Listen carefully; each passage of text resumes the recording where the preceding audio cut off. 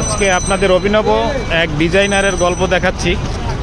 দেখেন তার সামনে রিক্সার উপরে তার বাড়তি আয়ের একটা অবলম্বন, এবং সে সামনে দেখি ব্যতিক্রম ধর্মী একটা উদ্যোগ।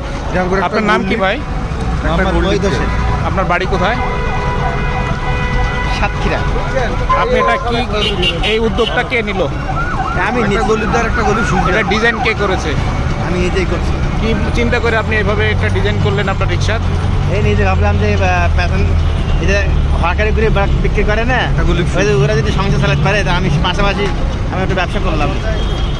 আপনার বাড়তি আয়ের জন্য আপনার এই পদ্ধতি। হ্যাঁ, দেখেন দর্শক, তার যে যাত্রী আছে, যাত্রী দেখেন সুন্দর যাত্রী করতেছে। এই যে দর্শক ক্রেতারা তার এখান থেকে খরিদ করছেন।